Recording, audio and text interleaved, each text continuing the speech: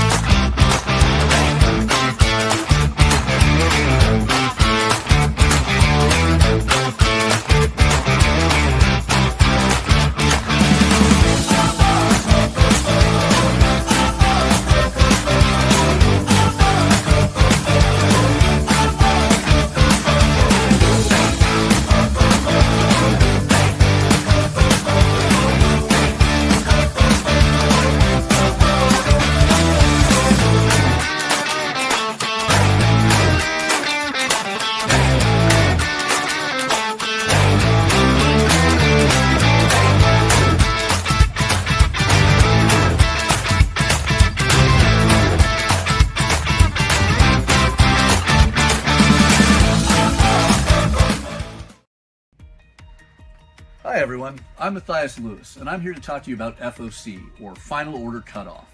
It is the last chance that we, the comic retailers, have to finalize our orders for comics releasing roughly 3 to 6 weeks out from the Mondays we finalize our orders. We deal with this every Monday, but this is important to you, the consumer, because it is the perfect time to reach out to your local comic shop if you want any specific or guaranteed items.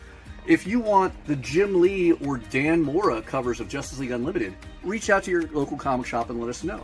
If you want the new issue of Lilo and Stitch, this is the perfect time to tell us. Because as long as you can get us the orders before Monday at 6 p.m. Pacific Standard Time, that will give your local comic shop retailer enough time to finalize that order, adding in whatever it is you want, so they can guarantee when it releases, we have a copy set aside waiting for you. So, always reach out to your local comic shop before 6 p.m. on Mondays with the comics you want. The sooner, the better, to guarantee they're waiting for you. And we have some fun comics on Final Order Cutoff this week. We're going to be talking about comics that are finalizing orders this Monday, April 21st. And I am in an unusual place to do this, as you can see from the washed out lighting in my back office of a comic shop with all the chaos behind me. But nevertheless, it's going to be worth it because we have an incredible guest with us. So, first off, I want to remind everyone, you can see all of the comics that are on Final Order Cutoff this Monday, April 21st, at Final Order or at previewsworld.com/finalordersdue. There you'll be able to see all of the books from Image, Marvel, Dark Horse, Boom, etc. However, if you want to see the DC books or a better look at Image, as well as great companies like Mad Cave and Oni, you're going to want to go to lunardistribution.com. There you'll get to see absolutely everything, so you can let your local comic shop know exactly what books, what covers, all the details of what you want, so they can guarantee having it behind the counter waiting for you upon release. However, we're going to now take the time to spotlight some of the bigger releases, and we're going to start that out over at previewsworld.com/finalordersdue. So you can see this as it comes up on the screen, the books that are on FOC over at Previews World. And we're going to start it off with Image Comics, one of the greatest comic publishers out there. And I say that without the bias of having a guest who has an Image comic book. This week, as you can see, books that are on orders are due April 21st. We're going to start it off by pointing out that Assorted Crisis Events is getting a third printing. Why? Because it deserves it. This book is incredible, and I hate to say everyone slept on it. Even the people who already own it need an extra copy. It's so good. Maybe it's for an extra copy for your collection. Maybe it's just so you can have a copy you can hand to friends, but it is that awesome a book. And if you're a fan of The Shrouded College, Charles Soule's amazing universe, there is a brand new book, Cold Witch Tale, that is starting now. This will be out May 14th. It will be a 5-issue miniseries. I love the pitch that it's Mission Impossible meets John Wick, but with zombies. As always, if stores order enough, there is a limited edition coin variant. You're going to want to reach out to your local comic shop and see if they're ordering enough and how much they'll be charging for it. But one way or another, if you're liking the amazing universe that Charles has created, from Hell to Pay all the way to Cold Witch, this is going to be a fun one. Then there's the Energon Universe special. And this is one that always requires a special note because this is the second year they've done this. The first Saturday of May, and this year it will be May 3rd, there is a free comic that will be coming out from Skybound and Image that will cross over Transformers, G.I. Joe, and Void Rivals. It is the Energon Universe special. But as always with those free comics, not every store participates in Free Comic Day, and there are sometimes limitations. If you want to guarantee this story with a beautiful new cover, then you're going to want to grab the Energon Universe special that is on FOC this Monday. If you let your local comic shop know, there are a number of great covers, most of which have not been revealed. As you see, it's Image coming soon. But a cool way to get an alternate cover on that book, the same content that's in the Free Comic Day. Sometimes there's a little bit of extra, but you're going to have a higher quality cardstock binding, and it's probably going to be the more collectible version of the item, if that's what you're into. Now, one that we'll spend a little bit more time talking about in a moment with our special guest is Exquisite Corpses. But I do want to state, I think this is going to be the next Something is Killing the Children. Written by James Tynion, and the incredible artwork as well as creation of Michael Walsh. This book is amazing. But, like I said, we'll talk about this momentarily, and we can hear everything about it directly from the source. But do not sleep on this. You're going to want to go to your local comic shop and let them know that you want Exquisite Corpses. Again, I said it's a shorter week, so we're jumping ahead in the alphabet to Transformers. And this is a unique one. While it's an Image Comics and Skybound publication, this is going to reprint the original first 46 issues of the Marvel Transformers series from the 1980s. The Transformers Compendium prints 50 issues. You're going to get the 46 issues of that 4-issue miniseries of Transformers, as well as the entire 4-issue Headmasters series, for a ridiculous low price of $64.99. It is an insane deal, considering it's been ages since we could get those Transformers comics in a collection, and when we could, it cost a fortune. As you know, Skybound and Image are great with their compendiums. They are a hefty amount of reading for a very affordable price point, and this is going to be a great way to get everything from those Ralph Macchio to Bill Sienkiewicz stories at $65. It's a steal of a deal. Catch up on all that Transformers fun, which is, mind you, in a different universe from the Energon universe. So it's an alternate way to look at it. I mean, Jay, you're with us today as Kyle is off at a barbecue event. What was your feelings on Transformers in the Energon universe? You know, I'm gonna be real honest, man. I haven't checked out the Energon universe, but you know, as a child of the '80s, born in '82, I definitely remember those cartoons, and I was definitely scarred for life from that Transformers movie. I still remember that movie. And you know, I liked the newer movies, but I think the first one was the best one they did. But that's a great way for somebody who was a fan of that property and also loves comics. That's a great way to jump in. Yeah. Is that $65 for all that? That is a really good deal.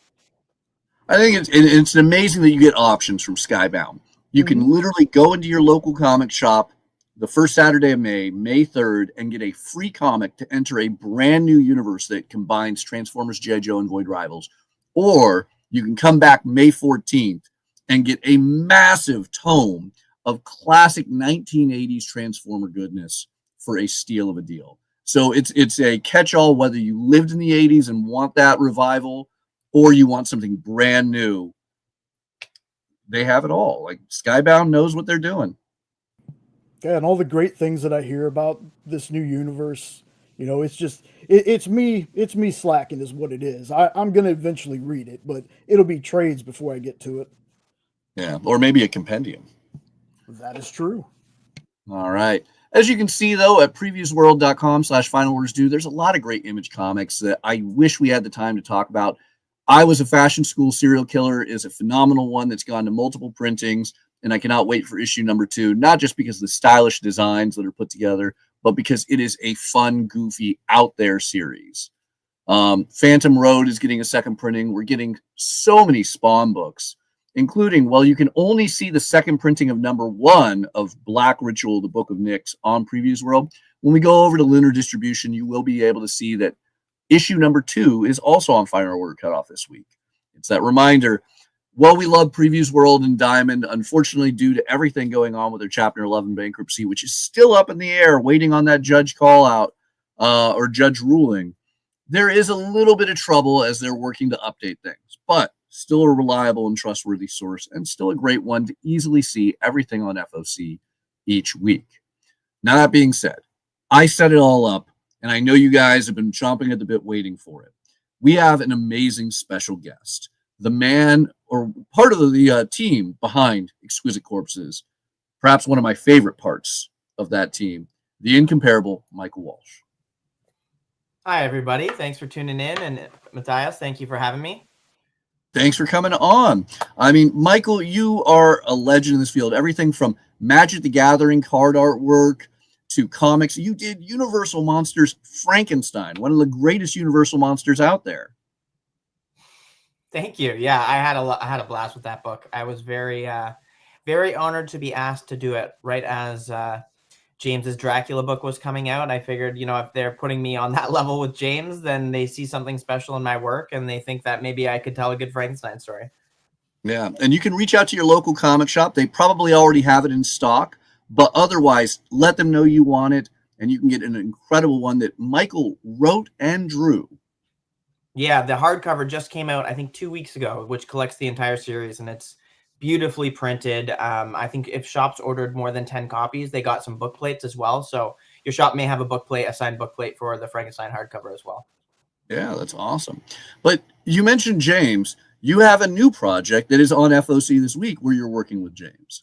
I do. It's called Exquisite Corpses. It's a book about 12 serial killers who are dropped into a small town and have to fight each other through the night of Halloween, and the last killer standing wins the Exquisite Corpses games.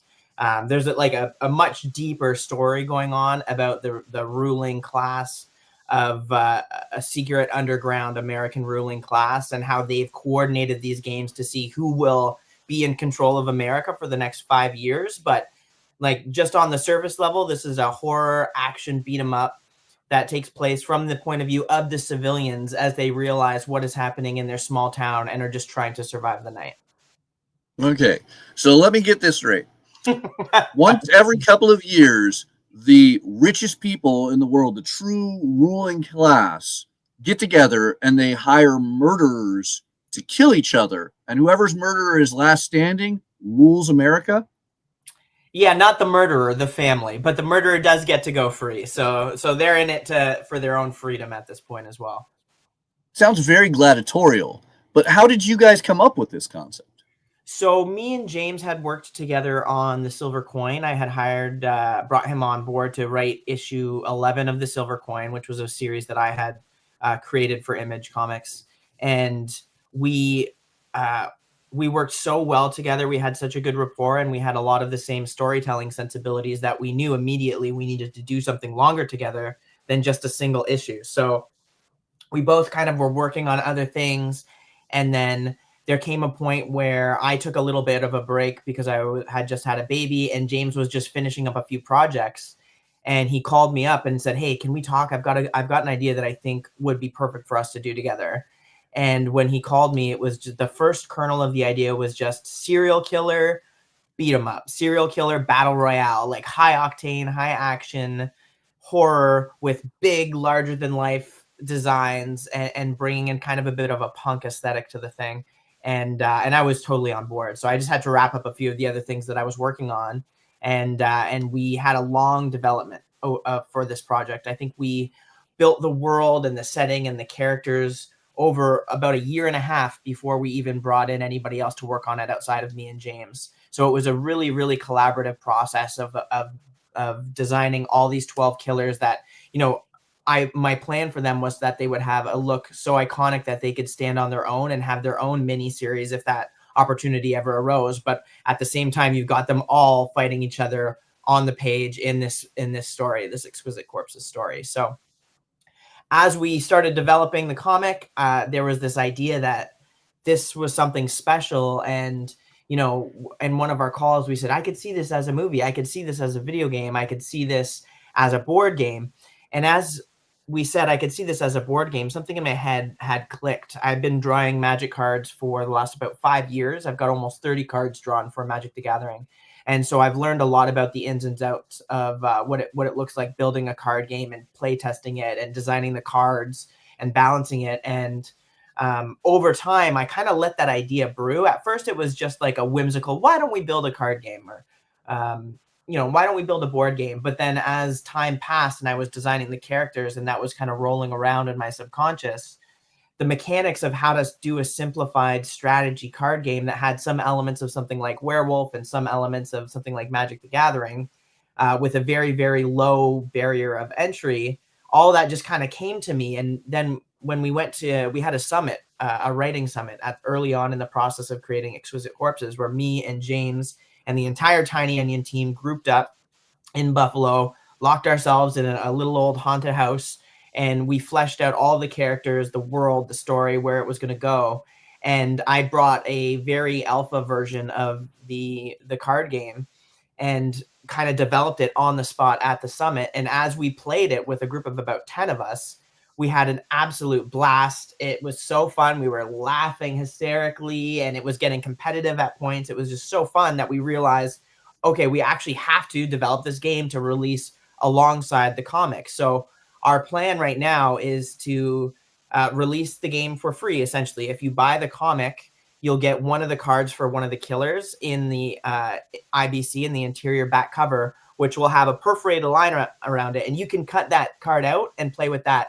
But if you want the actual cardboard physical copy of the card, then you can buy the polybag version, which is the C variant. And so if you buy the polybag version, you'll receive one of the killer cards of the 12 killers. And if you buy all 12 polybag versions, you'll have all 12 killer cards and will be able to face off with your friends in a battle royale with your favorite killers. And, the kind of fun thing that I really like about this game too is that, some of these killers people are going to be really attached to, and they might die a little bit earlier in the story. But if they're your favorite killer, when you play the game, you'll be able to decide whether they live or die or even win the game, right? So, they may not last long in the comic itself, but they could last a lot longer in the game that you create with your friends.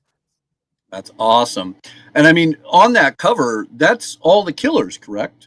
Yeah, it is. So I don't know. I think all of them have been spoiled in one way or another online, but this is the core cast of 12. You'll see at the very front with the Fox mask killer is who we've decided to highlight on this first issue. The bunny man there is Rascal Randy. There's a little Cub Scout kid there. That's Gamer Kid. There's Layla Lighter, who's a pyromaniac. There's Slater, who's a mass bomber. There's Nurse Pete, who is kind of one of I think the creepiest killers. If you go back to that cover there, the previous one, you can see Nurse Pete off to the side there with the syringe. And he's a guy that looks like someone that you would just meet on the street every day, but he actually has the highest kill count going into the games over any other killer. You've got Leopold Strong, the circus strongman, the lone gunman, who's a very Punisher-like soldier killer. There's Lady Carolina, and she's going to have some really cool role to play in the games. She's wearing the riding hat at the top there. So she has an association with the games that's going to be revealed throughout the course of the story. There's the Recluse, who's at the bottom beside Fox's right leg. You can see her with the spider web behind her, and she's a killer who used traps and wires for her prey. There's Pretty Boy to the at Fox's left, our right there. He's very handsome and seductive, and he always gets his way. And the last killer on the front there that we haven't talked about is the Congregation, where you can see at the far right, he's in a silhouette, but you see there's all these other little faces attached to his body. So this is the core cast of killers, and these are essentially the monsters of the book, because we're not really getting any interiority of the killers. These are killers like Jason from Friday the 13th or Freddy from Nightmare on Elm Street. And what we're doing is we're following the civilians as they try and survive while these killers are going at each other in the background. So it's a really interesting look at this kind of story.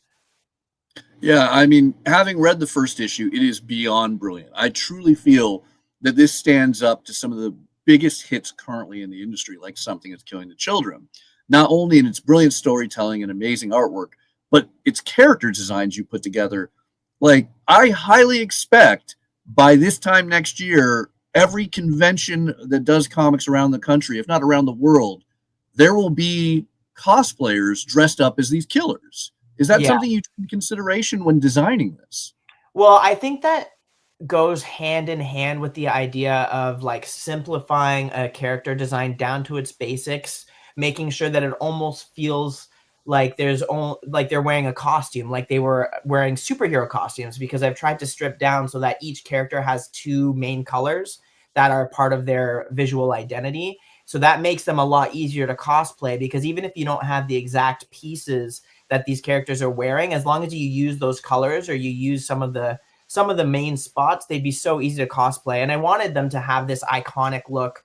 I wanted there to be a lot of contrast in them between the shapes and the sizes of the different killers, so that if they were in a silhouette in the background, you could always tell who it was, right? Every single killer is so totally different from each other that they all stand out in a crowd in their own ways. And because it's Halloween, everybody's in costume in the small town of Oak Valley. So, you might not, turn your head when you see a guy walking down the street in a weird bunny costume, because it's Halloween. Who knows what that guy's doing? He's probably just doing trick-or-treating with his kids. But, there's a lot more to it than that. Coming up with all these killer designs was one of the most fun things about this project. Just some of them came out fully formed. I think I talked to James on the phone about this book, and then the next day I sent him like 3 or 4 killer designs. Gamer Kid and Fox Mask Killer were 2 of the first. And Randy was originally a rat. So Randy, who's on screen now, he's a bunny now, but my very first crack at him, he was called Randy the Rat. And as I went on, I kind of felt like the bunny ears would be a more fun silhouette. If he was standing in the background, you'd see these 2 bunny ears in the distance and know that Randy's on his way towards you, right? So that was one that kind of changed a little bit over time. But Fox Mask Killer came out of my head completely fully formed with no prompting from James or anybody. It just kind of was one of those killers. I sent James the next day or 2 after talking to him and said, here's a killer idea. She's a Japanese assassin. And that was kind of, we kept the design exactly how it started and never changed it throughout the entire process. But some of the other killers went through a few different iterations before we settled on the final version of them. It was an absolute blast developing this book. Some of the most fun collaboration I've had ever. And, I'm lucky enough to actually also be part of the writing crew. So James and me did the first issue together. I drew it and James wrote it. We co-created it and came up with a lot of it together throughout our process of creating the world. And then each other issue, James will be writing anywhere between 5 to 10 pages. I'll be drawing those pages with James. And then we're also bringing in other writers to fill in the gaps of the story and to carry on what we've created. So on the second issue, I'm actually writing the other half of the issue. James is writing about half and I'm writing about half, 20 pages on my end. And then we've got Mariana Ignazi coming in for the art, and the whole series is going to be colored by Jordi Belair. So that really unites the whole series and brings all the art together. And I was very, very strategic in the way that I picked the artist, because I wanted to bring an artist that stylistically there was a lot of similarities to what I do in my art and the way that I think about black and storytelling and where I put my ink. So we made sure that, the art changes throughout the book are very, very seamless. It almost like, I think if you didn't know, you might think I was just drawing the whole thing, which is kind of our goal from the onset, is to make this really feel like a whole story. It's not an anthology book. This is something you want to read every issue. You want to follow along. And with the writing side of it, what we did was, once me and James had the bigger framework for the whole story, we had a huge writer's room. And the idea was that we wanted to treat this like an event at Marvel or DC, where they bring in some of the best writers at the publisher. They sit around a table and they flesh out the entire story. And, we're lucky with the success of James's work in the past. He has the infrastructure to make that happen with Tiny Onion. So we brought in a bunch of our favorite writers, Jordi Belair, Che Grayson, Pornsak Pichetshote, who I think Pornsak is probably the best writer in comics, Tyler Boss, and myself. And we sat in a room over 3 days. We locked ourselves up. We played the game and we set the killers against each other and decided who's going to win, who's going to die, and who's going to win the Exquisite Corpses. And we actually set up like the beats for every single issue in that room over the course of those 3 days. And then we sent everyone home to write their parts. So it really felt like this huge, big event, what we were creating, in a way that, no creator owned ever really feels like, in my experience in, almost 15 years of doing comics professionally. This really had that feeling that there was an electricity in that room and there was an excitement, and everyone kind of knew as we were working on it, like, this is something that is going to be big. Like, people are going to get on board with this. And there was just this idea that this could be something really special. One of those comics that comes once every few years and really makes a dynamic mark on the industry. So, I mean, this really sounds like, what you would put together when there's a TV show where you have this great writing room, but it's not what you're used to with comics. So this corpse crew, which I wish I could say I was coining that, but that's your guys' term, that you put together, they're not just writers, but there's also artists that are all making this book come together through the design and framework put together by you and James. Is that correct? Yeah. Yes, that's correct. So can we get a list of who is the corpse crew? So the corpse crew consists of James and myself, I guess, at the head of the corpse crew. I would say personally, like the Tiny Onion team that include Jaslyn Stone, Courtney Menard, they're kind of PR, and Courtney's a big designer. She has her fingerprints all over the card game. She's an incredible designer, designed a bunch of the book. Then there's the editors, Greg Lockhart, Steve Fox, and Eric Harburn were there in the room helping with editing duties and making sure that we were staying on track with our wild ideas and making sure that everything was precise and concise when we were telling the story. And then the actual creative corpse crew is on the art side, Mariana Ignazzi, Claire Rowe, Adam Gorham, and Valentine Delandro and Gavin Fullerton. And then obviously myself taking the brunt of the artistic duties. And then Jordi Belair is coloring the entire thing. So that's really pulling it all together. And then on the writing side of the corpse crew, it is me and James. And then we've got Jordi Belair, both as a writer and colorist on the book. I'm a huge fan of Jordi's writing. Redlands and both Buffy the Vampire Slayer were phenomenal. So we felt like she really had not only the horror chops, but as being someone that's going to be involved in coloring, she just knew the world so well. Tyler Boss, who is primarily known as an artist, but if you've picked up his newest image book, it's really incredible. And I think he's got a lot to say in his writing, and I'm really excited to get his work out there more. We've got Pornsec Peach at Shote, who wrote probably my favorite horror comic ever in the Western market, in Infidel. I think it is absolutely phenomenal and terrifying. And, good Asian, also amazing. Multi-Eisner award-winning writer, Pornsec. And also, he has a ton of experience in the writer's room because he also writes for television. And, he lives in LA. He's on TV sets all the time. He's in the writer's room all the time. So he brought like a wealth of knowledge about how to work the room and make sure it was all flowing smoothly. And same with Che Grayson. They've done a ton of comic stuff, but mostly Che has worked in television. So they were also there to facilitate a successful writer's room, make sure it was all flowing smoothly, and add a unique voice in the room, asking the right questions at the right time. And we had like the perfect balance of different kinds of voices, different kinds of writers, and different kinds of stories that they wanted to tell. And in that room, I would find, different people would gravitate towards different killers. I think immediately Tyler latched onto Rascal Randy and was like, I have to do something about Rascal Randy in my issue. I love that rascally bastard. I just want to write him so bad. And in that room, we each saw different people latch onto different characters. I think Pornsec was really interested in the nurse, and in the civilians, I found Pornsec really gave a strong voice to the civilians. Che really liked Lady Carolina and Fox Mask Killer. Everybody had their character that they wanted to play with. It was like we had a bunch of action figures on the table, and we were just fighting with them and deciding who would win and who would die. So it was just an absolutely incredible experience. But yeah, that was the corpse crew and how this whole thing kind of came together with this really dynamic group of writers and artists and editors and PR people and the design team at Tiny Onion. Yeah, really shouting out to Courtney Menard because she's done a ton of great work on this book. Awesome. Well, we've talked about how people played the murderers on the creative end of putting together the book. Before we dive back into the story, obviously, customers can reach out to their local comic shop before Monday and place an order for the C cover of Exquisite Corpses #1, and that will guarantee them a card for the new game. Can you talk a little bit about the game, how that works, as well as how the readers can then participate and be like you creators in playing the murderers?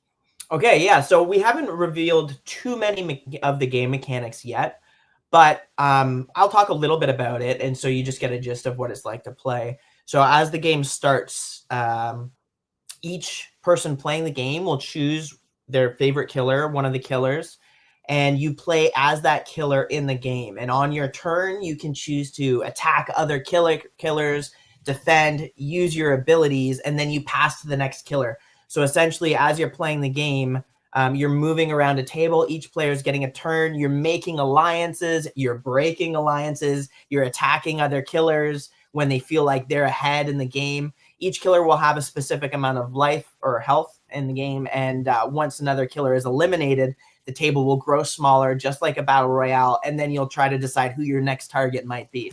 So it has a very similar feeling to actually being in that battle royale. You're role-playing as the killer that you love and just trying to survive and kill other players. There's also another mechanic of the game that we haven't revealed yet, so I don't want to talk too much about it. But besides the killer cards, there will be one other mechanic that I think adds an element of surprise and randomness and excitement, because you never know what you're going to get when you turn over that card. So those will be, the information on that will be coming soon.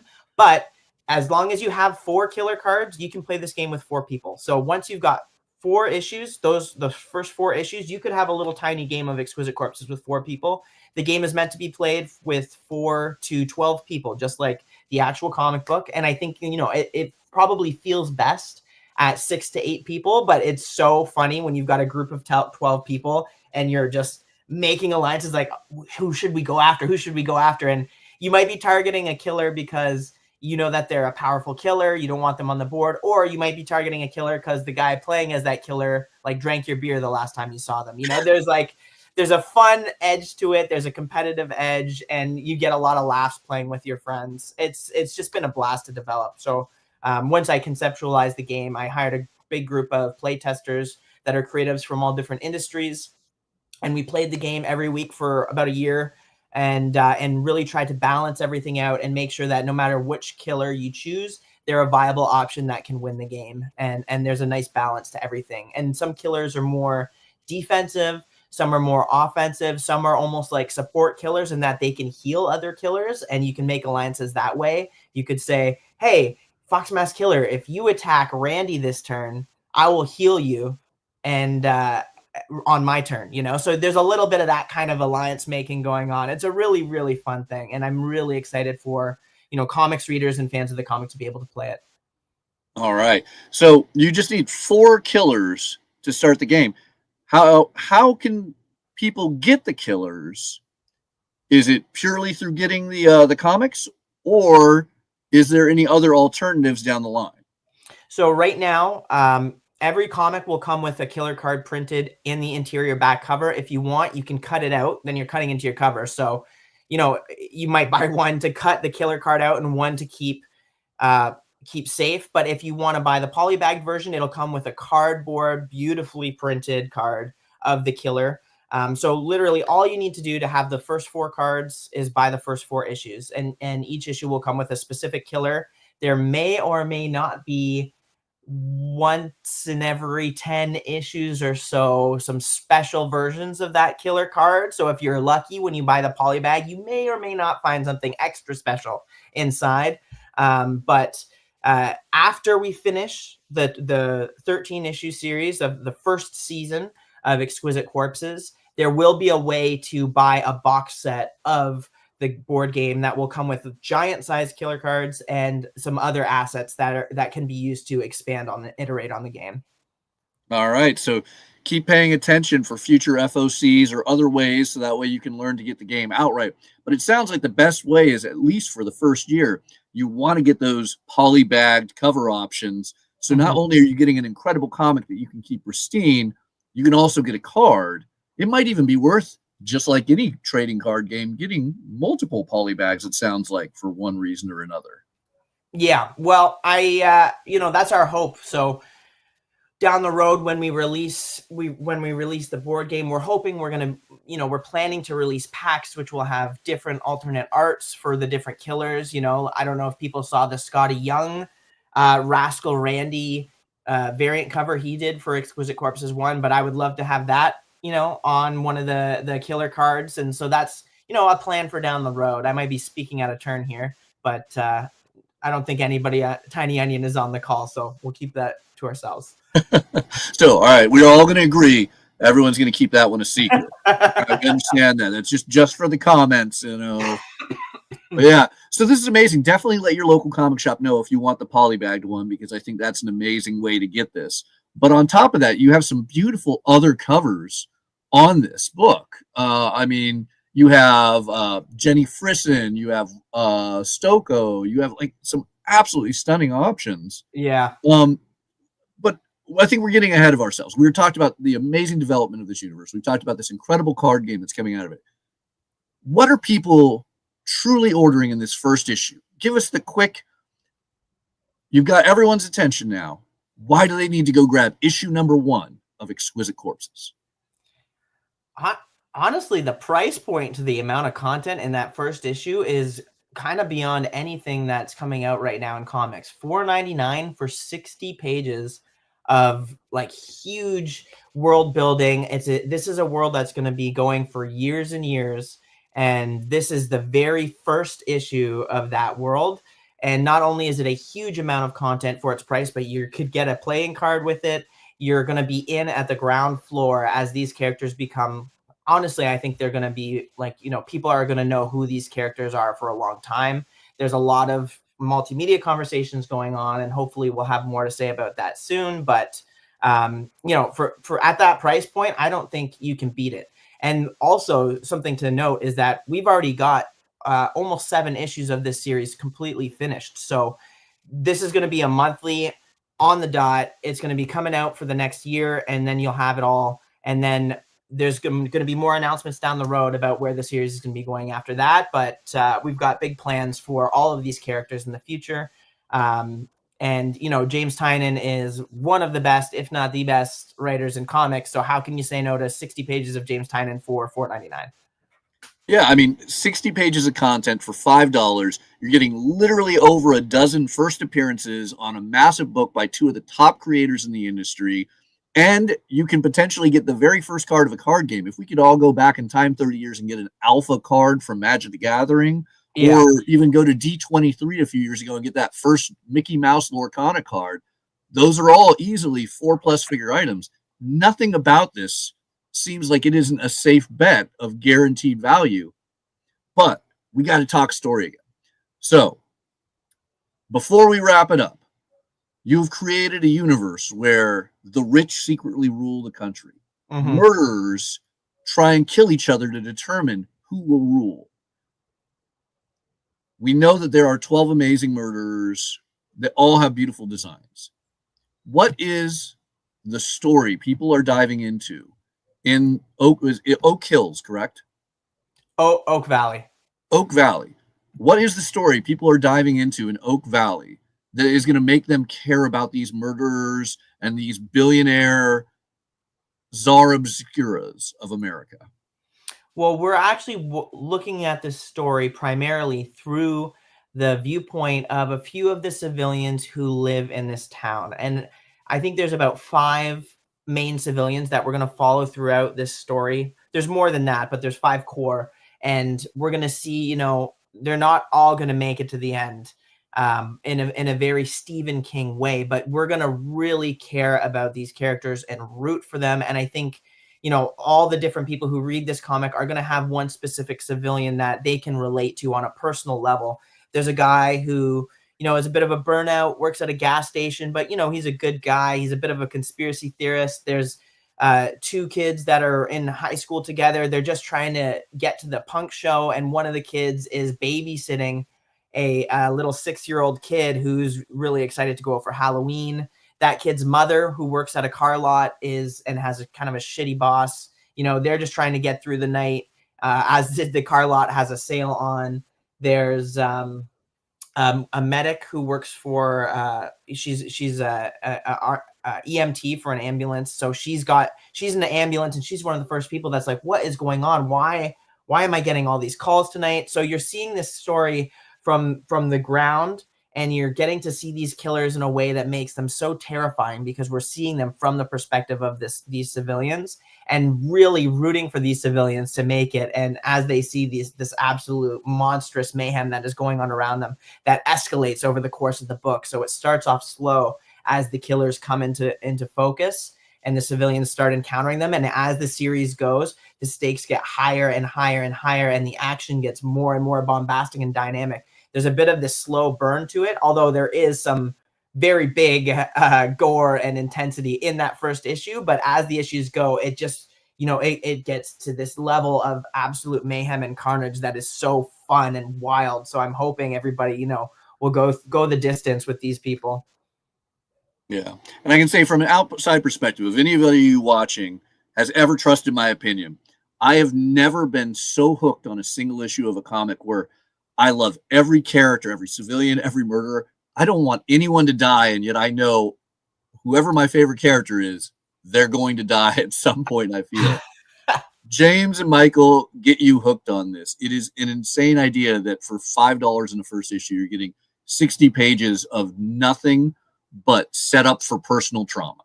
Yeah, we decided to lose money on this book by pricing it this way so that we could tell the best story that we could for our opening issue. So, it would have been easy for us to say, let's do this at $5.99 or $6.99. It's 60 pages, but we wanted to make sure that it was easy to purchase and it wasn't much more than a regular sized comic, which are, there's a lot of regular sized comics for $4.99 now. This is 60 pages of story. So we just were like, you know what, let's go for it. We originally planned to possibly do a 40-page first issue, but in the writing of the thing, we realized there's so many killers that we want to introduce all of them in that first issue. We want a good look at every single killer. We want to meet and get to know a little bit about each civilian that we're going to be following in the series. And like I said, there's like 6 civilians that you're going to grow to love over the course of the series. So we wanted to have all of that in this first issue. So it's a bonkers size of story in this first issue. All right, so let's help Michael and James lose all their money on the first issue. Buy 1 million copies. It clearly is set up to be a win-win scenario in every single way. Yeah, absolutely brilliant. This goes on FOC this Monday, the 21st, and it releases, I believe, on May 14th, correct? Yes, May 14th, and then it's an extra week for the polybag. So the main issues will be May 14th, and then because of some packaging with the polybag and getting the card in the bag and wrapping it up, I think those are going to be shipping the week after. Okay, so that's all the more reason to buy 2 copies of this book. There you go. Yeah. All right. So because we've already had the questions, Michael, before we let you go, where can people find you? And do you by chance sell your original art? Because I know that question came up in the comments. Yeah, so people can find me on Instagram at Mr._Walsh, and I'm on Twitter X, but I don't really use it anymore. I'm mostly on Blue Sky. So you just search Michael Walsh on Blue Sky, and I am. So this was the first project in a while that I inked completely traditionally. I'll show you. Ooh, we get to see artwork. Here's the cover for issue 1. I'm going to be selling the entirety of the first issue. I'm probably not going to keep any for myself, except James wanted 2 pages. But let's see what else I can show you. I think the cover for issue 2 and 3. I feel it's been years since I've seen a logo on the original artwork. That is awesome. I'm an original art collector, and for a cover, I love to see the logo on there. So I printed the logo on, and then inked right over top of it to make sure it was exact. But you can see the cover for issue 2 here. And I don't even think this 3rd issue cover has been solicited yet. So you're getting a little bit of a sneak peek at the 3rd issue cover here. But yeah, so this was inked all traditionally. Currently, I'm taking bids on the first issue cover. I think it's I don't know if you guys talk financials in this. Is that something that happens? I mean, not traditionally, but if you want to let people know where they can get those bids in or how to Yes. reach out to you, that'd be great. Yeah, so my email for my original art is walsh.artsales@gmail.com. If you're interested in the cover for issue 1, just shoot me an email and I'll tell you where it's at right now.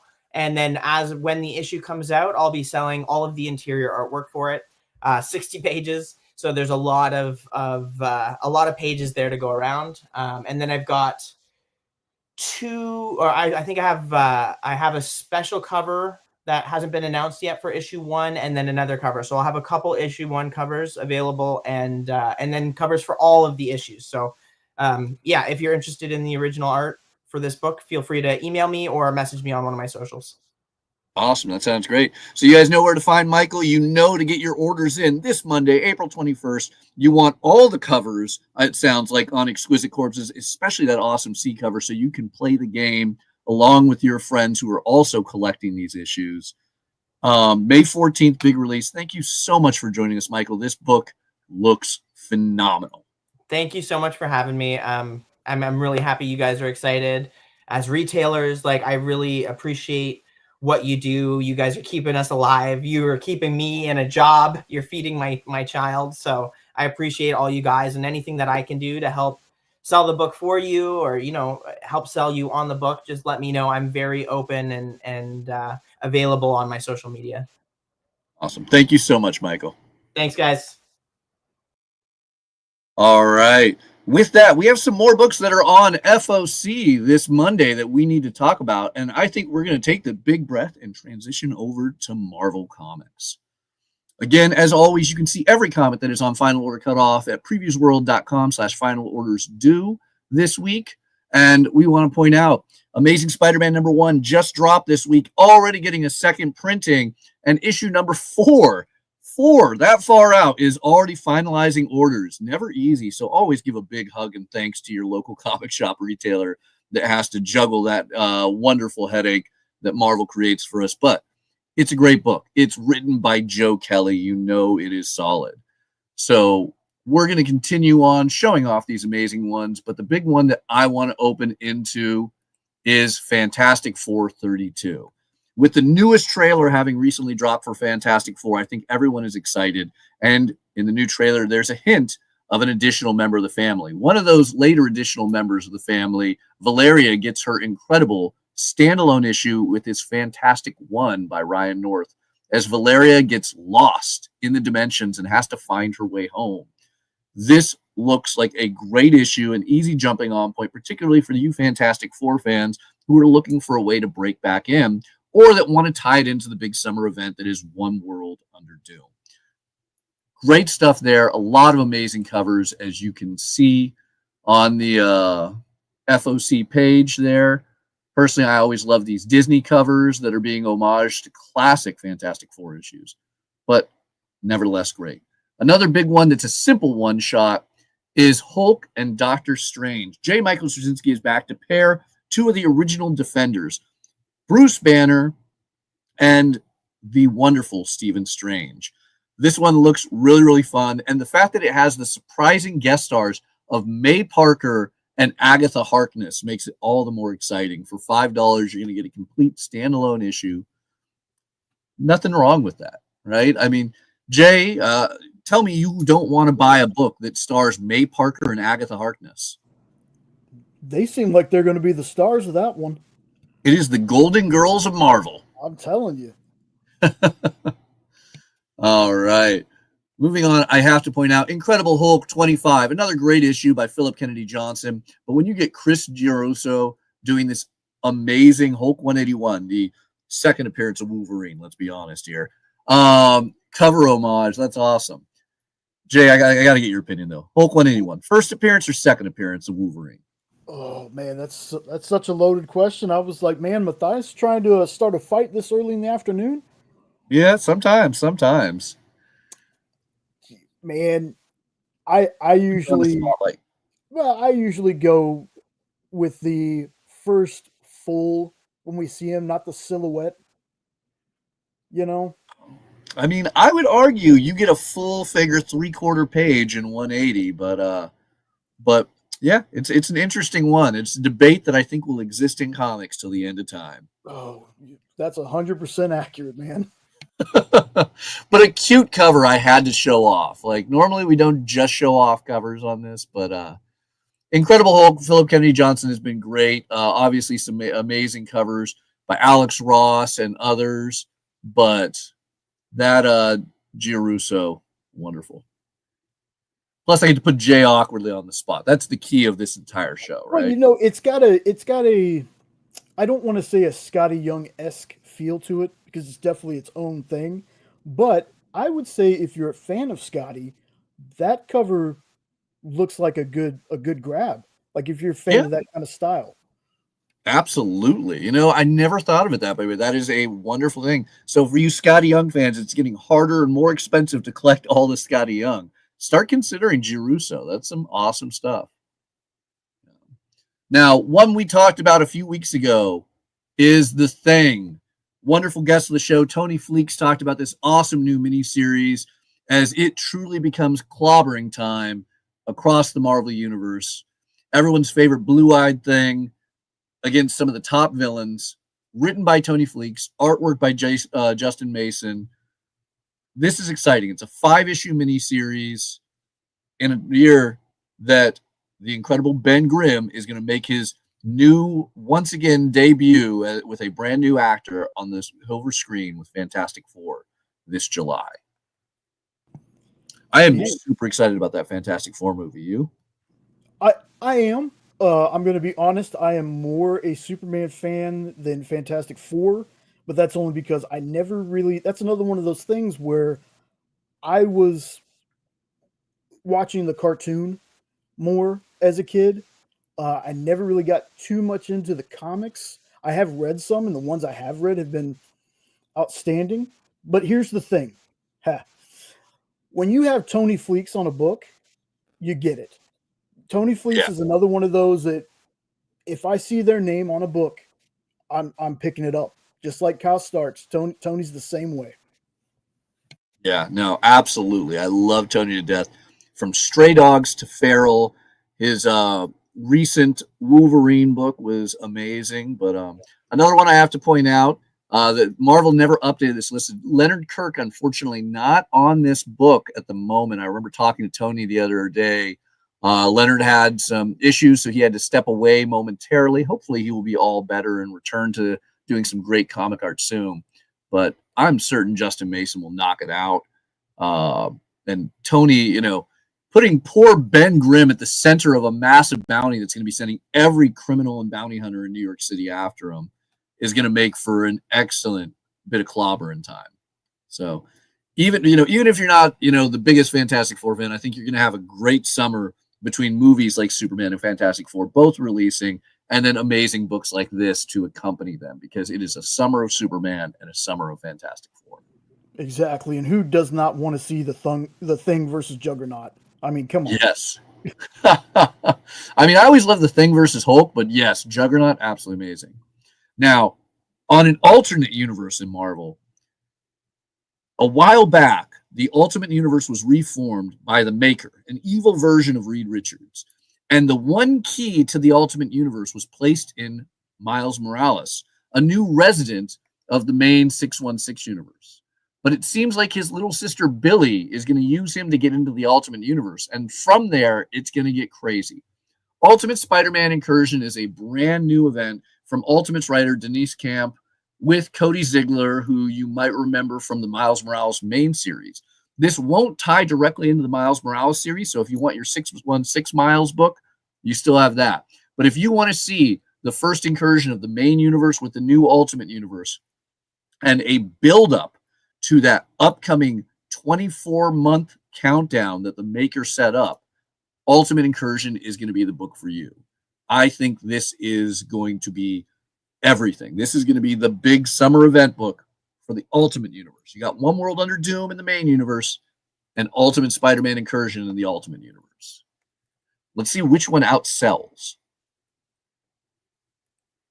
But lots of great ones. You can see all the amazing covers. I love that Kale New foil cover that has Spot. If you read the solicit, you know Spot plays a heavy role in Incursion. So you don't have to wait until 2026 for the third Spider-Verse film to get some more of him. But a lot of great covers you can see at previewsworld.com. A lot of great posters and other things that are on FOC this week, and amazing trades. But we're going to move on to Dynamite. And the big one for me at Dynamite is Red Sonja versus Army of Darkness. Now, I say that because we don't actually even get issue number 1 in stores until April 30th. But with everything going on at Diamond and with Dynamite, you have to FOC issue number 2 early. So if you think you're going to love Bruce Campbell's Ashley versus Red Sonja, you're going to want to let your local comic shop know which of these many, many amazing covers, and I mean many amazing covers, you're going to want for Red Sonja versus Army of Darkness. So get your boomstick ready, because this is going to be a crazy Deadite massacre. Yeah, Ash Williams is one of those characters that, much like the Turtles, you can pair him with anyone, and the book is fantastic. You know what'd be He's cool? just such a great character, and that's another one that Tony has written. His run was amazing, and then the Rodney Barnes, I want to say the 1979 one is the one Rodney Barnes wrote. Both of them fantastic. Yeah, and then on top of that, it's Local Man co-writer, Tony Fleek's co-writer on Local Man, Tim Seeley, doing Red Sonja versus Army of Darkness. So I'm certain the way those two chat, there was some conversation of, just where Ash is going with this. Oh, another favorite. Hack Slash is one of my favorite series from him. Oh, I love it to death. And this is a year of Tim Seeley. He's got a ton of amazing books out this year. Yes. Yeah. So some more amazingness there. As always, check out Previews World. We're going to do a quick commercial break, and then we'll come back with all the indie graphic novels and comics on FOC this week before diving into DC. Symphonic verses, Nocturne's romance.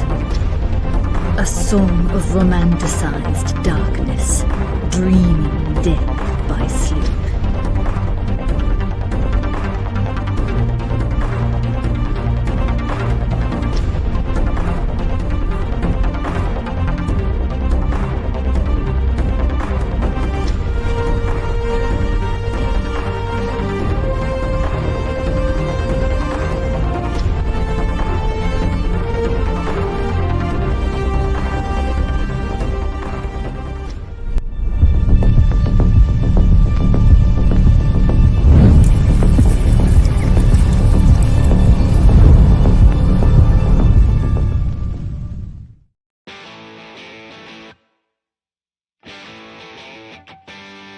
What do you call the place on Spider-Man's wrists where the webs come out? His website.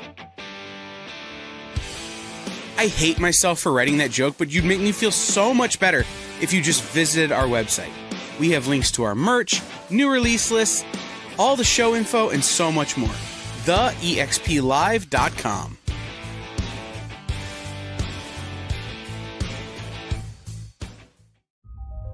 Sure, comic books are beautiful, but underneath, there's something more authentic and exciting. The original art.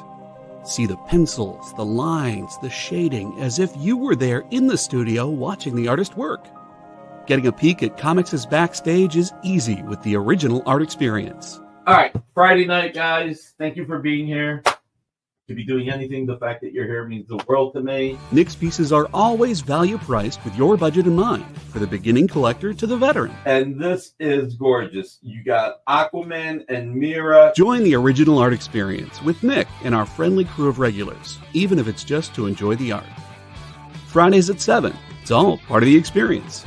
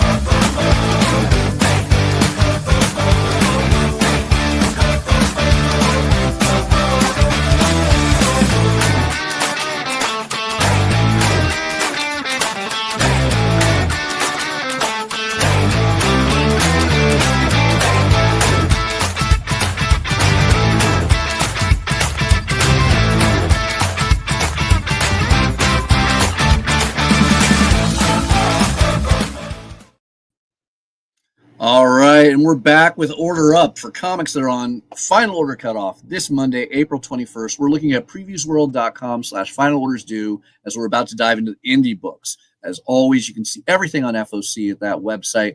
We're going to talk about some of the highlights, and there's a lot of great ones this week. The first of which I got to point out is an Archie book. We don't get to talk about Archie a lot on here, even though it's one of Kyle's favorites. I don't know, where do you stand on Riverdale, Jay? You know, I grew up reading the digest and things like that. I mean, yeah, it's a little cheesy, but it's like that nostalgic warm feeling you get. You know, I haven't read a lot of the newer kind of things. I'm more the old school or the horror stuff. But yeah, it just takes you back to being a kid reading Betty and Veronica and all the Archie stuff. So yeah, I'm a fan. I love it. It's, you know, I get to go to Canada a fair amount, and it is one of the top selling, you know, publishers up there. It's always blows my mind. Perhaps it's the innocence of Canada that we love about them. But Betty and Veronica, Friends Forever, Spy Girls is going to be an interesting, goofy one-shot of Spy Girl storytelling. And it is the first appearance of a new character in the Archie universe. Now, we've had Mad Dr. Doom for a while, but it turns out he has a daughter, Medusa Doom, who's going to make her first appearance there. You can see on the incredible Dan Parent cover. And the artwork in this book by Holly Golightly, the incredibly talented artist who also works on Broadsword's Tarot comics. I got to point out there's an amazing B cover there focusing on Medusa Doom. So fun all ages one shot, very much in the vein of like Kim Possible, with a brand new first appearance. And, you know, it's not often you get a first appearance in Archie, and sometimes those things skyrocket in value. Everyone from Josie and the Pussycats, Sabrina, up to Kevin Keller not too long ago. I guess that was a while ago, but it's still a tangible time frame, and Kevin Keller's first appearance goes for money. So, always interesting. One I'm super hyped to talk about, though, is Dark Regards. Dark Regards is a story by comedian Dave Hill, and it is based on a true story about an internet hoax he pulled off years ago that led to death threats and insanity that can only be told in a comic tale. Making a fake band that was super metal with the delightfully unique name, excuse me everyone for with sensitive ears, Witch Taint. Dark Regards is going to be a super out there ultra metal book. And in one of the most metal things they could do, aside from having these amazing covers you can order, there is a variant that is a 1 in 50 ratio. So not every comic shop is going to get it, but reach out to your local comic shop if it is something you want. Because, Jay, what is the most metal thing we've ever seen a comic book do? Most metal thing we've ever seen them do. I don't know, man. Just depends on what you read. There's been some pretty metal moments in comics, but rock bands and demons. What was it? Like rock bands and demons, like metal bands and demons. I mean, I'm a big Metalocalypse fan, so. Oh yeah. For me though, the most metal moment in comics goes back to the 80s when Kiss put their own blood into the ink of a Marvel comic. That was crazy. So Dave Hill is going to try and one-up that, because not only is he putting his blood into the 1 in 50 ratio variance ink, he's also got Hunter, who's the head of Oni Press, doing it as well. And I think we have a video that can talk that up. FOC is coming fast and hard. Get your together and order this variant cover of Dark Regards, unless you're some sort of hole. What I meant to say is FOC for Dark Regards variant cover is April 21st, so I just humbly ask that you consider getting this variant cover that has our blood in it. I am so high on ink fumes right now, I forgot that I drew this cover. It's that good. FOC, April 21st. Order this.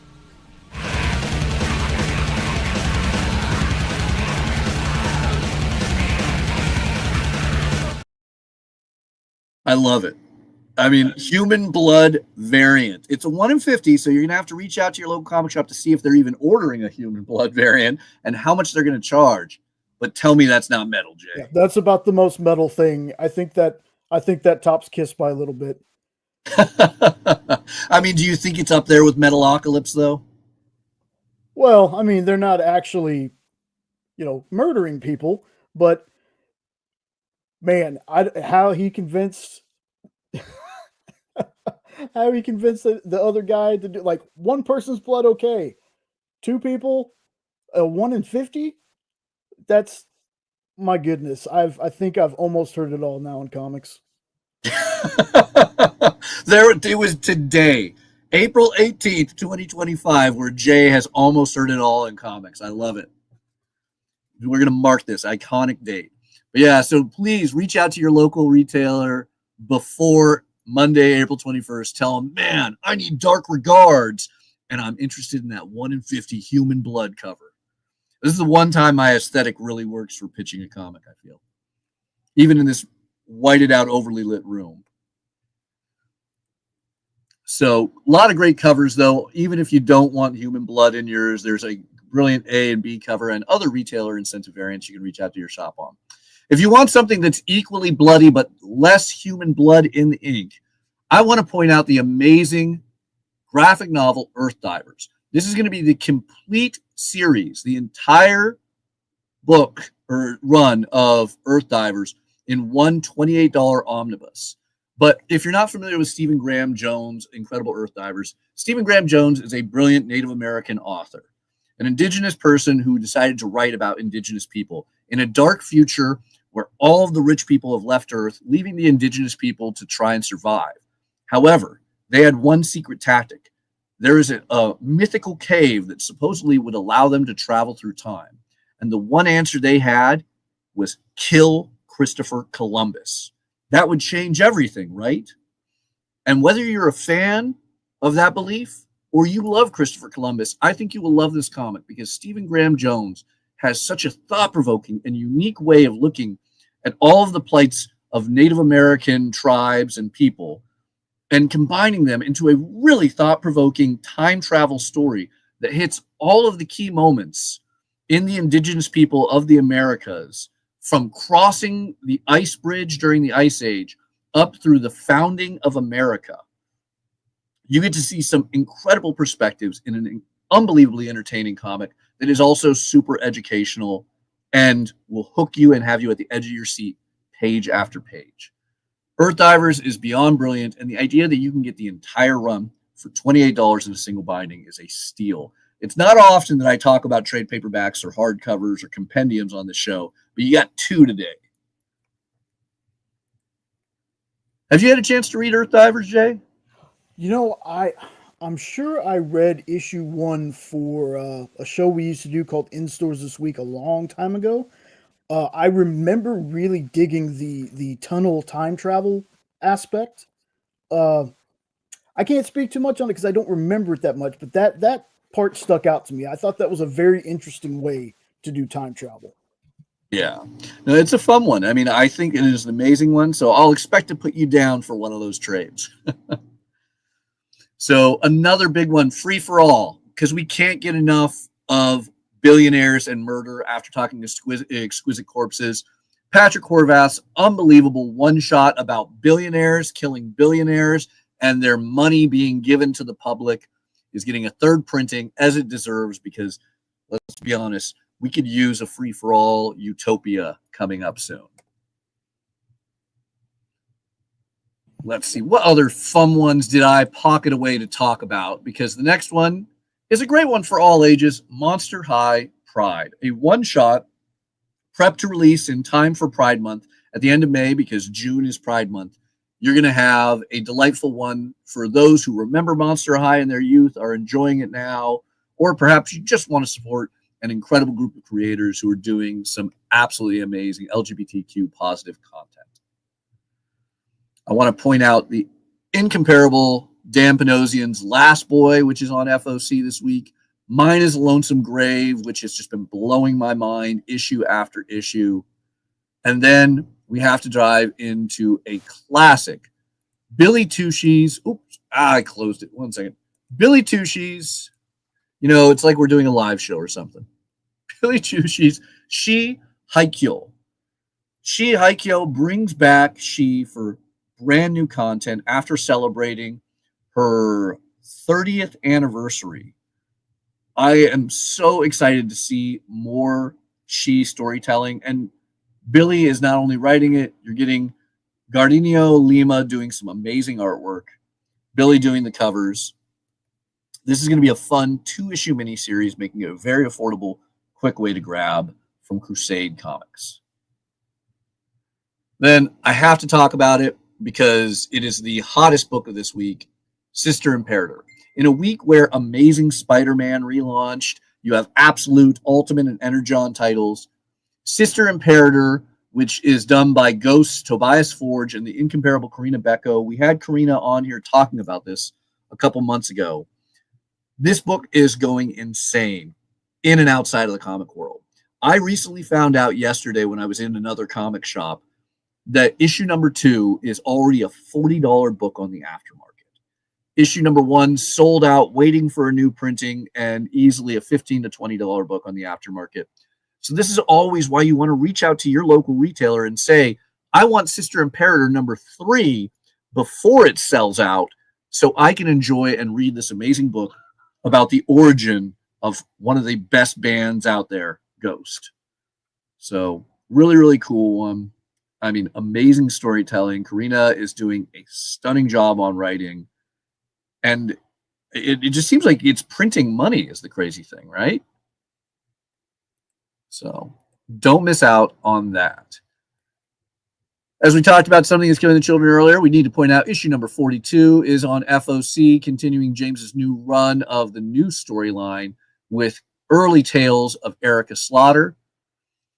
One of my favorites, as I really think that the original is one of the best Star Trek one-shots ever. Star Trek Lore War, Shax's Worst Day, is a follow-up to the one-shot of 2023, Star Trek Shax's Best Day. Now, Shax's Best Day dealt with the Lower Decks character going on a murder spree of Klingons. What happens on his worst day? Lore War is the big Star Trek crossover with Jackson Lansing, Colin Kelly, Ryan North, and more, dealing with the main Star Trek title, Star Trek Defiant, and others. Ryan North is back with our Lower Decks hero, Shax, to give us his worst day ever. And I am fearful at how bloody that's going to be.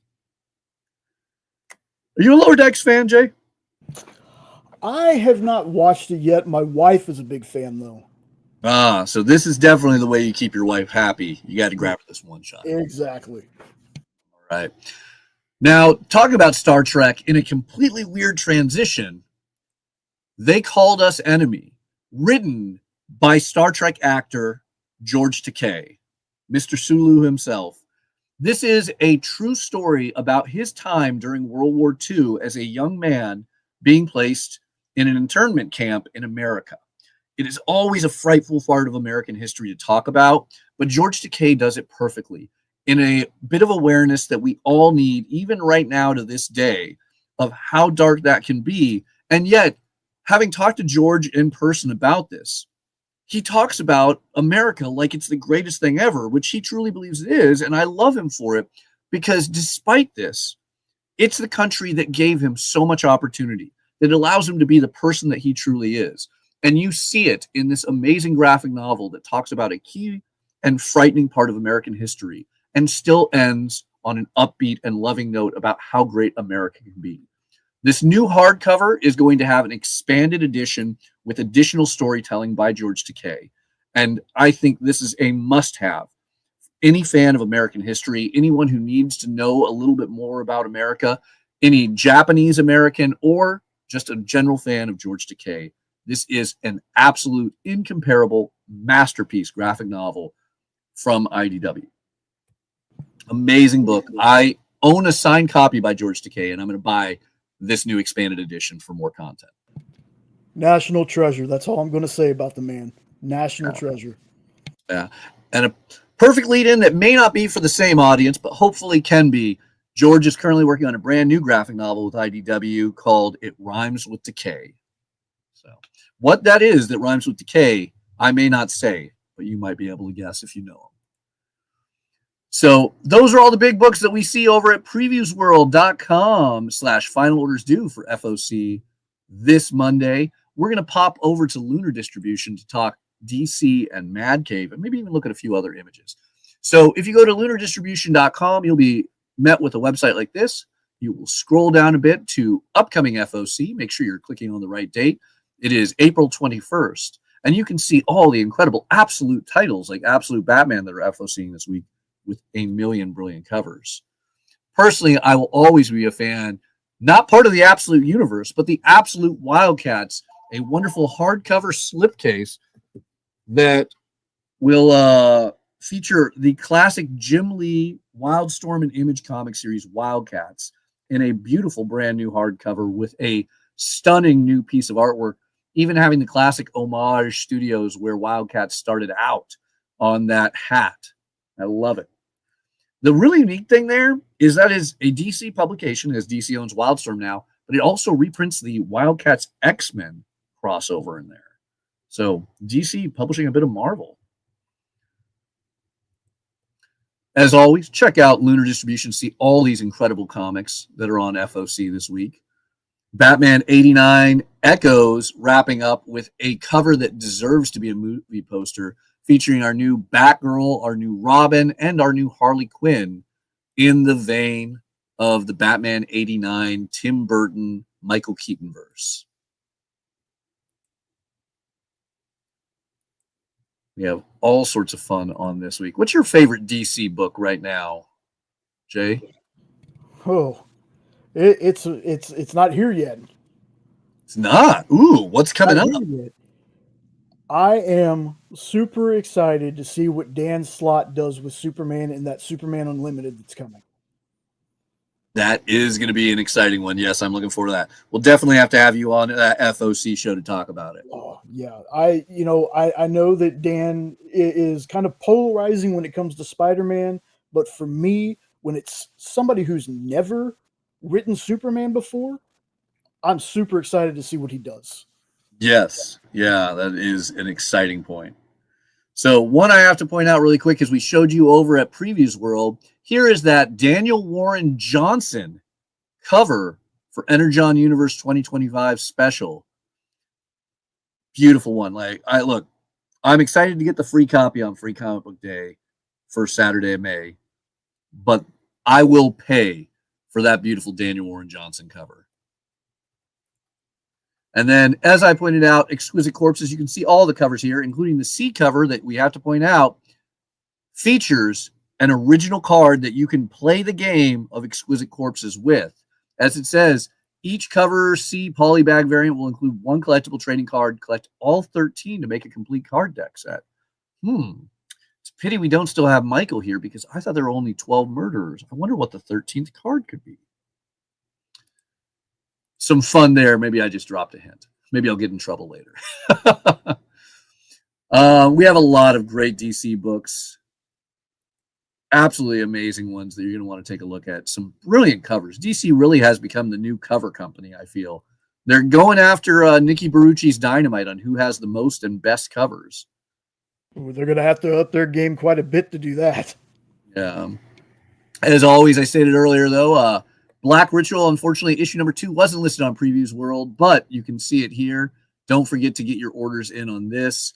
Kyle was in love talking up this Danny Earls cover last week when it was pre-solicited, but this is a stunning piece of artwork that Thomas Healy found at a convention, purchased, and then requested to use as a cover, and it works so wonderfully with it.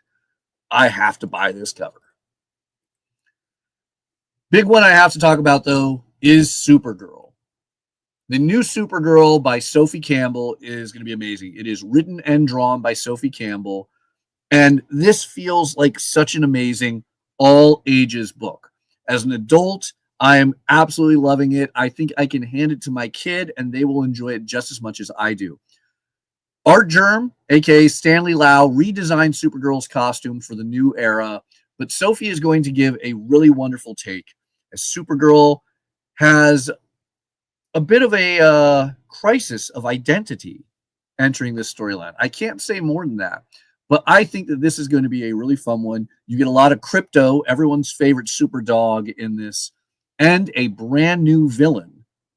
This is going to be an awesome start to a wonderful series. And I love the idea that for those of you who are retailers, talking about it, you can rack this in the kids section, the adult section. For those of you who are consumers thinking about ordering this, not only can you order a copy for yourself, you can order a copy for your kid, your nephew, your niece, your grandchild, your friend. It is wonderful for everyone. This is a beautiful, all ages, upbeat, happy Superman story. I am excited about it. And then there's just a stunning array of beautiful covers by Art Germ, Villalobos, Joshua Middleton, and more. A lot of fun there. Definitely not a book to sleep on if you've ever wanted to read Supergirl. If you were excited about this summer Superman movie and you love the James Gunn trailer, I assure you the crypto in that trailer is going to be the level of happiness that will bring you in the contents of this book. And then, of course, Transformers. New issue of Transformers from the Energon universe in the way of issue number 20. And then we have the compendiums. As you can see, that is the direct market exclusive. You can only get it at your local comic shop right there with the famous Bill Sienkiewicz cover. But you can get an awesome Daniel Warren Johnson cover of the compendium. Remember, this is not Daniel Warren Johnson interiors. This is not Energon universe interiors. This is the classic Marvel first 46 issues and the 4-issue Headmaster series, but a Daniel Warren Johnson cover that makes it worthwhile. And we are going to wrap it with World Tree and Witchblade on FOC. I want to point out, if you were on Previews World, they have the wrong covers for World Tree, so take a look. The Fernando Blanco cover right here is going to be the traditional A cover. But speaking of covers, I think it's time we talk about the top 10. Jay, do you want to bring us the top 10 on screen so we can discuss some of the hottest books to order this Monday, April 21st? First off, for any of you who've ever pulled out a reverse Uno card in any situation in life, this is the comic cover equivalent to do. Fire and Ice, When Hell Freezes Over #2, is going to be a Freaky Friday twist of Fire and Ice, but I love Amy Reeder's reverse card. This is just an amazing cover that is unbelievably cute on a book that is already just wonderful. In spot 9, a classic homage. Geiger 14 brings our glowing woman to the cover once again. Keep in mind, every glowing woman cover is just blowing up in super high demand. But then you get German Peralta doing this classic, was it Rosie the Riveter, Jay? Yes. Yes. Rosie the Riveter, I love that wonderful poster. I can honestly see people who don't even read Geiger picking up that cover. Then Minor Arcana #7 starts a brand new story arc of Jeff Lemire's awesome love letter to Vertigo. I would like to argue as this amazing tale. But with the Jay Lee cover for the anniversary, just perfection. Great way to dive into this new story arc. And if you love it, go pick up the trade of the first 6 issues. Spot number 7 goes to The Thing, issue number 1. Beautiful Ben Sue window shades variant. I'm not a huge fan of the window shades theme of variants that Marvel's doing. I don't really understand it. Someone in the comments might have to explain it to me. But I do love the Disney-esque feel of Ben Grimm, that big, beautiful, blue-eyed, monstrous stone thing sitting at his Yancey Street apartment, talking like he was a Disney princess with all those delightful animals that probably live in New York City, come to think of it. To be honest, I'm getting heavy Sesame Street vibes from this. Just the street sign. Yes, you're right. That street sign really has a Sesame Street feel to it. Awesome cover. Then, of course, as I mentioned, Sister Imperator, you don't want to miss out on this. Right now, if you missed out on issue 2, you could be looking at a $40 aftermarket purchase. Don't sleep on it. Reach out to your local comic shop, order Sister Imperator 3 now so you can get it guaranteed at cover price. Then, Dark Regards doesn't get more metal. I am so excited on this. I love Artem Toplin's awesome cover. It actually does have Metalocalypse vibes in my perspective on there, but really, really great. Dave Hill hilarious comedian. I think that this is going to be an awesome comic. Then Art Germ. He's the man who designed this costume. So, of course, you have to have the Art Germ cover of the new Supergirl costume on Supergirl #1. There is a normal and foil option, so let your retailer know which one you want. Shaq's Worst Day. I love the worst being written over the best on the banner. I love everything about this cover. Charm always does an amazing job. And then Ryan North's content is going to make this a laugh out loud standalone. Then we get to the big ones. Ultimate Spider-Man Incursion. We have to wait until 2026 before we get to return to the Spider-Verse for the third and final Spider-Verse film from Sony. But later this May, you can grab Ultimate Spider-Man Incursion and get your own Spider-Verse-esque crossover. And that stunning Carrie Andrews cover is going to be the one for me because it gives you that Spider-Verse vibe. Finally, Exquisite Corpses. You heard me talk about it to no end. You heard Michael Walsh talk about it to no end. This is an incredible book. As somebody who has read it, I cannot wait until issue #2. So I assure you, you're going to want issue #1. And it is the Jenny Frison stealth cover featuring our Fox face killer. That is the walk away. I have to have it. I mean, mind you, I have to have every cover. I definitely need that C cover so I can have a card so I can play the card game. But the Jenny Frison cover is amazing. I mean, Jay, you got to hear everything from an outside perspective today. How are you feeling? Is Exquisite Corpses ending up on your pull list? Michael definitely sold me on this. He definitely sold me on this. Like, I'm not a card game person by any means, but the concept is so unique, especially because we're seeing it from the people in this town's perspective about what's going on. That's so unique to me. I'm definitely going to be checking this one out. Absolutely amazing. Mark my words, this will be the next Something is Killing the Children, which first printing #1s are triple figure books at this point. Like, this is amazing. It is brilliantly well written. Everyone is going to love this. Not for children, but everyone is going to love this. It is amazing. Now, with that said, I want to thank everyone. Oh, I love it. There it is. Go Greg. So I want to thank everyone for watching. We will be back next week. I will be in another country filming this live as we interview some great people from the new publishing company, Recca, as well as the amazing Jackson Lansing and Colin Kelly about a brand new giant size X-Men #1. I believe more than likely we will have the incredible Kyle back. But maybe we can convince Jay to come and hang out with us because we all love Jay. Jay, what do we have on today's schedule here on the EXP? Yeah, so we're going to have a little bit of a break, which is good because I'm going to run to my comic shops and pick up as much Superman Day stuff as I can. But at 7 Eastern, 6 Central, we're going to have the original art show with Nick. Always a great time. He's got about 10, 15 pieces of art. And you know Nick, he always brings other stuff. We're going to have giveaways. Always a fun time. Then Friday Night Live is taking the night off. So there's going to be a little bit of a takeover. My channel that I have with my wife and my buddy, Hydrosylum Comics, we're going to be doing a Superman Day show in place at 9 Eastern, 8 Central. Might not run the whole 2 hours, but should be a fun time. We're going to try to invite some of our friends from the chat in, see if they want to come in, talk about their Superman experiences. So yeah, gonna be a good time. Yeah.